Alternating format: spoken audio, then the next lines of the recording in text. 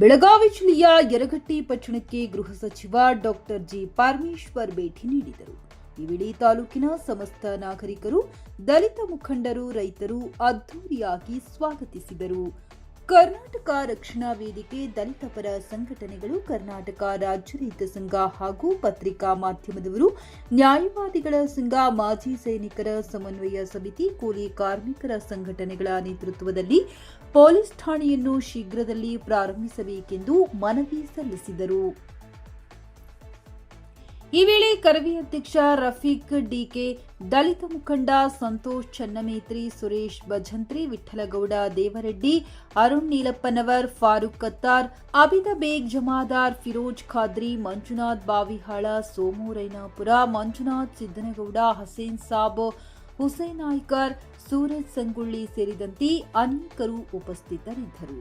ಯರಗಟ್ಟಿ ತಾಲೂಕಿಗೆ ಈಗಾಗಲೇ ಪೊಲೀಸ್ ಠಾಣೆಯನ್ನ ಮಂಜೂರಾತಿ ಮಾಡಲಾಗಿದೆ. ಆದರೆ ಫೈನಾನ್ಷಿಯಲ್ ಹಂತದಲ್ಲಿದ್ದು ಡಿಸೆಂಬರ್ ತಿಂಗಳಲ್ಲಿ ನೂತನ ಪೊಲೀಸ್ ಠಾಣೆ ಪ್ರಾರಂಭ ಮಾಡುವುದಾಗಿ ಶಾಸಕ ವಿಶ್ವಾಸ್ ವೈದ್ಯ ಅವರ ಜೊತೆ ಮಾತನಾಡಿದ್ದೇನೆ.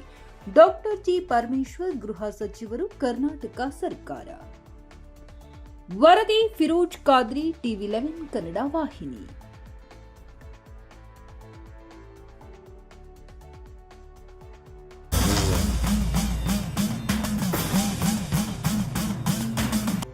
ಪ್ರಸಿದ್ಧ ಕೇರಳ ಶ್ರೀ ಭಗವತಿ ಜ್ಯೋತಿಷ್ಯರು, ನಂಬರ್ 1 ವಶೀಕರಣ ಸ್ಪೆಷಲಿಸ್ಟ್ ಪಂಡಿತ್ ಎಸ್ ರಾಜು ಪೋದ್ವಾಳ್ ತಂತ್ರಿ.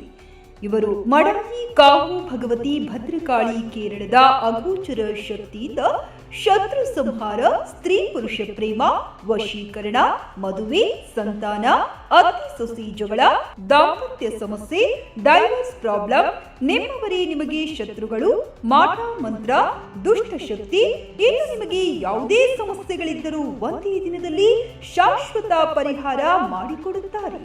ಎಂದೇ ಕರೆ ಮಾಡಿ. ಮೊಬೈಲ್ ಸಂಖ್ಯೆ 9448421562.